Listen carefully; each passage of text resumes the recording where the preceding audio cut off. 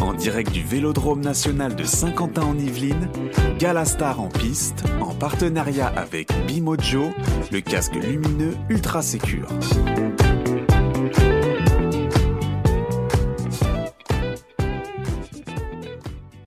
Voilà, on continue on a eu les Miss et puis on continue pendant Facebook Live en direct sur Radio Cyclo pendant la tentative de record de l'heure sous oxygène. Eh bien, on reçoit des anciens pros, on reçoit des pros actuels et on a le plaisir de recevoir Gilles avec nous, Stéphane Rossetto, pardon. C'est difficile à prononcer. Non, c'est pas difficile à prononcer. C'est la fatigue sur le plateau. Bonjour Stéphane. Bonjour à vous. Salut Stéphane. Alors Stéphane, il est coureur cycliste professionnel depuis 2010, 2010. Depuis 2010, il est coureur professionnel. Il est dans l'équipe Cofidis. Comment on devient professionnel de vélo de nos jours? Parce que la concurrence, on l'a posé à d'autres, mais la concurrence est rude. On est dans des bons clubs amateurs. Vous êtes issu de la région parisienne. Et puis à un moment donné, le travail, beaucoup de travail, la chance, des tas de choses, des concours de circonstances qui font qu'on est repéré, qu'on devient coureur professionnel chez Cofidis. C'est votre seule équipe? Vous avez toujours été fidèle à Cofidis? Non, j'ai fait 3 équipes. J'ai fait une équipe néerlandaise, Vacances Soleil, qui existait jusqu'en 2014, il me semble. Et ensuite, j'étais à Big Mat Aubert. Chez Aubert, oui. Ouais, et pendant 2 années, et ça fait 6 ans. Ça va faire 6 ans en 2020 que je suis chez Cofidis. Donc, ouais. Alors, vous participez, vous êtes un coureur complet. Vous participez au Grand Tour, au Classique. Vous avez été, on va dire, second parfois sur des championnats de France contre la montre. Vous êtes un coureur complet. On va dire que je me débrouille, je suis moyen partout comme on dit, donc je suis assez à l'aise en montagne mais j'excelle pas. Sur les contre-la-montre je suis bien mais je suis pas non plus dans les meilleurs, donc voilà, je suis un coureur assez complet, assez complet finalement. Polyvalent. Ouais, polyvalent, et c'est pour cette raison que je suis assez à l'aise dans les grands tours. Parce qu'il y a de tout. C'est ce qu'on recherche dans une équipe, d'avoir des coureurs polyvalents qui peuvent aider le sprinter, qui peuvent aider le grimpeur de l'équipe. Comment ça se passe? Dans une équipe, il faut de tout. Il faut des leaders qui excellent dans un certain compartiment. Il faut des coureurs complets, justement, oui, comme vous l'avez dit, pour aider les coureurs, les leaders. Et aussi, on a la chance, moi j'ai la chance de pouvoir jouer ma carte à certains moments de l'année. C'est très gratifiant et c'est un luxe de pouvoir aussi avoir sa chance de gagner une course. Donc voilà, j'ai carte blanche sur des courses. Et c'est vrai que d'être polyvalent, ça permet aussi d'élargir son panel. Je peux très bien aller essayer de jouer la victoire sur une étape de montagne comme sur le plat, donc ouais, c'est intéressant. Vous avez fait plusieurs grands tours, je vois 5 participations de Tour d'Espagne, une participation de Tour de France. C'est quoi pour vous, maintenant qu'il y avait l'habitude, vous n'avez jamais fait le Giro? Non, jamais. Parce qu'on dit que le Giro, c'est peut-être presque le tour le plus difficile. Alors, le plus médiatisé, c'est le Tour de France, évidemment. Mais on dit que le Giro, c'est pas mal. Pourquoi? Parce que c'est souvent en saison avancée, avec un peu de neige en haut des montagnes, etc. C'est le tour le plus difficile, le Giro. Ouais, je pense que c'est d'un point de vue du parcours et c'est le plus difficile qui doit être maintenant. La Vuelta a son mot à dire parce que c'est de plus en plus dur, mais le Giro, la particularité du Giro, c'est qu'il y a des longues étapes tout au long du Giro en fait, et aussi il y a beaucoup d'étapes de haute montagne, vraiment haute montagne, avec des longs cols dans les Dolomites, et là aussi on n'est pas assuré d'avoir du beau temps fin mai, donc c'est vrai, quand ils ont du mauvais temps, plus la difficulté du parcours, plus le fait que c'est le premier grand tour au mois de mai, donc les coureurs sont beaucoup plus frais par exemple qu'au mois d'août à la Vuelta. Sur la Vuelta. Donc tous ces paramètres font que ça, je pense que c'est le grand tour le plus dur, même si les 3 sont plus durs. En fait, les 3 sont durs, mais dans des choses différentes. Le tour, c'est la pression qu'il y a autour qui est dure, et la Vuelta, c'est vraiment la chaleur et les pentes raides de l'Espagne qui sont dures. Voilà. Il y a des coureurs qui dans le temps tentaient des grands chelems, je vais dire, je sais pas si ça s'appelait comme ça, mais les 3 tours. Et il y en a qui, il me semble qu'il y en a qui ont gagné les 3 tours d'affilée. Non, dans les 3, non, mais 2 grands tours, oui. 2 grands tours, oui. Mais qui ont gagné des étapes sur les 3, faudrait regarder les stats, mais voilà, De Gendt a gagné l'an passé sur le Tour et sur la Vuelta. Cette année, il a essayé de faire Giro Tour Vuelta, et finalement la Vuelta, il était fatigué, donc c'est de plus en plus dur de faire les 3 parce que c'est de plus en plus exigeant, et les coureurs qui sont au départ sont à 100% aux 3 grands tours. Et c'est difficile d'être à 100% aux 3 grands tours, donc quand on dispute les 3. Donc je pense que le bon choix, c'est de faire 2 grands tours, soit Giro Vuelta, soit Tour Vuelta. Mais Giro Tour, ça devient de plus en plus dur parce que la récupération est très courte. Oui, parce que votre vrai truc, hein, vous êtes super entraîné, vous êtes plus entraîné encore qu'avant. Le vrai truc, c'est la récupération. De toute manière, entre la fraîcheur. 3 courses comme ça, la fraîcheur, c'est super important. Le championnat du monde qui vient après, plus les Jeux Olympiques. Là, on tient pas. Hein. Oui, et puis l'année prochaine, tout est condensé avec les JO, donc faut bien choisir ses courses, bien son programme si on a des objectifs sur un mondial ou sur des JO. Donc voilà, après c'est sûr que de plus en plus la fraîcheur est très importante dans le cyclisme et l'entraînement aussi. Donc, Justement, on choisit ses courses et quand on bâtit une équipe comme Cofidis, on a 2-3 équipes qui peuvent faire les classiques, les grands tours.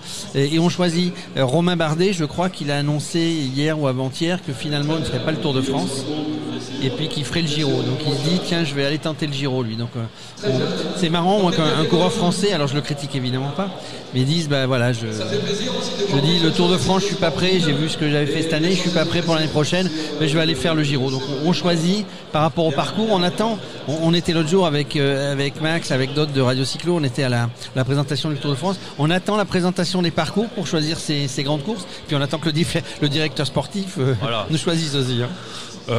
Pour un coureur comme Romain, c'est sûr qu'il attend les parcours parce que c'est un leader, il est au départ d'un grand tour pour le gagner, donc il a une approche totalement différente de la mienne. Moi, le parcours qui soit avec 8 étapes de montagne ou 10, pour moi ça change pas grand chose parce que je joue pas le général, mais lui il regarde sûrement s'il y a des contre-la-montre, combien il y a d'arriver au sommet. Donc voilà, après ça se comprend qu'il a envie de changer, de faire le Giro l'année prochaine parce que ça faisait 7 ans de suite qu'il faisait le Tour. Là il était sur une petite déception, donc pourquoi pas changer. En plus le Giro c'est un tour qui lui correspond. S'il y a du mauvais temps ça le dérange pas, donc je trouve que c'est judicieux de sa part et il reviendra sur le Tour l'année en 2021 certainement. Alors vous justement, est-ce que en fonction des objectifs que vous fixez, le programme d'entraînement de début de saison est différent par rapport à votre programme de juillet-août, quelque chose comme ça?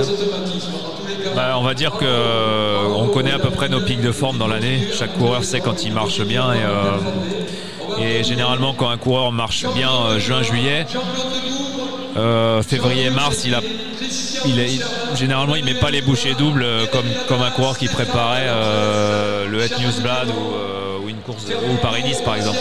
Donc oui, c'est sûr qu'on connaît nos points forts et on essaye de travailler juste avant les points forts pour essayer de trouver justement le pic de forme. Et ce qu'il faut savoir, c'est qu'on ne peut pas avoir 5 pics de forme dans l'année. Donc déjà, si on arrive vraiment à en voir un vrai, c'est déjà bien et il faut savoir bien le préparer. Mais c'est pour ça que c'est important de savoir bien le délimiter dans l'année et de pas essayer de vouloir un pic de forme à un mauvais moment et justement de se préparer trop tôt. Donc c'est assez subtil, mais après avec l'expérience on sait faire. On a eu la chance cet après-midi d'avoir quelques pointures autour du plateau et c'est vrai qu'on entend parler de stratégie, de vraiment ça a l'air très très important, y compris dans l'entraînement.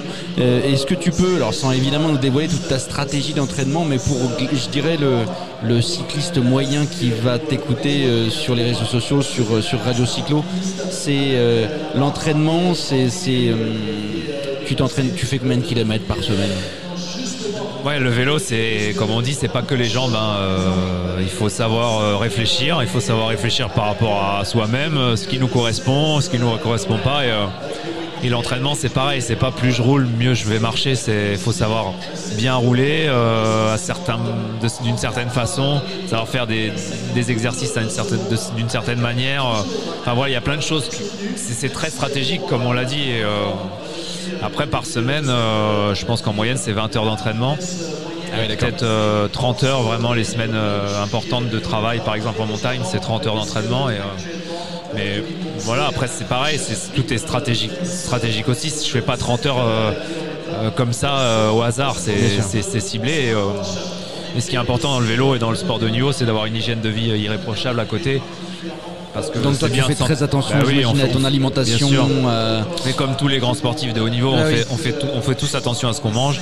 On fait très attention aussi à notre récupération, le sommeil, c'est hyper important parce qu'on a beau s'entraîner 30 heures, si derrière l'hygiène de vie ne suit pas, ça sert à rien. Bien sûr. Quel est ton programme prévu pour cette année? Tu le sais déjà? Pour l'année prochaine? Pour l'année prochaine. J'en ai pas encore réfléchi. J'ai fait une saison, grosse saison quand même cette année avec 2 grands tours. J'ai fini la saison assez tard. Et j'ai eu une fracture du bassin aussi au mois de mars, donc j'ai eu une saison qui a été un peu exceptionnelle, on va dire. Fracture du bassin, rééducation, quasi une course contre la montre pour retrouver le niveau au mois de juin. Et après j'ai enchaîné beaucoup de courses pour arriver au Tour de France. Et après j'ai fait la Vuelta en plus, donc j'avais vraiment besoin de souffler. Et là je vais repartir, je vais en discuter en décembre avec mon équipe, de savoir où je vais commencer la saison et comment elle va s'axer, mais pour le moment c'est pas. J'ai mon idée, mais. Bon, juste pour terminer, ouais, on a toujours les idées, après c'est le directeur qui décide. Voilà. Tu aimes notre sport, je te vois sur les réseaux sociaux avec une belle photo, une casquette Jordan. Tu aimes le basket ou c'était histoire de rigoler? Non, c'est une casquette, totalement comme ça. Est-ce que tu t'intéresses à d'autres sports? J'aime bien la marque Nike, je sais pas pourquoi, du coup j'avais une casquette Jordan. Est-ce que tu aimes notre sport? Tu suis d'autres sports? Bien sûr, je suis un fou de vélo et depuis, on va dire que je suis le vélo à fond depuis les années Armstrong, depuis, je dirais 99-2000, je pense que j'ai pas raté beaucoup d'événements de cyclisme, de grands. Bah, voilà, et d'autres sports? Tu t'intéresses à d'autres sports? Je suis les autres sports, j'aime le sport en général. Un peu de foot? Je suis un peu le foot. Région parisienne? Ouais, le PSG, bien sûr. Le PSG. Ça vous fait un point C'est pour commun cette année ou c'est pas pour cette année? La Ligue des Champions? Ouais. J'habite Marseille, hein. Mais je suis abonné au Parc des Princes. Non, j'espère, mais je pense que ça va être difficile quand même. Ouais. Même s'il commence très fort. On va essayer de passer les 8e. Hein. Voilà déjà. Step by step. Comme dans le vélo, step by step. Exactement. En tout cas, Stéphane, c'était très sympa de te recevoir au micro de Radio Cyclo. Parle de Radio Cyclo dans les pelotons, hein, parce que finalement, on peut écouter Radio Cyclo. Non, pas en faisant du vélo, parce que pas dans les oreillettes interdits, pas d'oreillettes. Hein.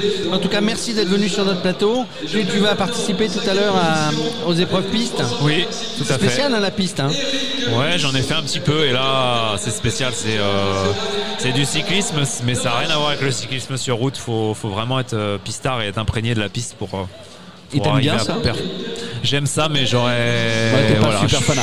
Aussi, j'adore ça. Je trouve ça magnifique, esthétique, le matériel, tout est beau, mais ça s'invente pas. Donc, je préfère rester dans ce que je. Une vraie spécialité. Voilà. En tout cas, merci Stéphane. À très bientôt. Merci à vous. Merci. En direct du Vélodrome national de Saint-Quentin en Yvelines, Galastar en piste, en partenariat avec Bimojo, le casque lumineux ultra sécure.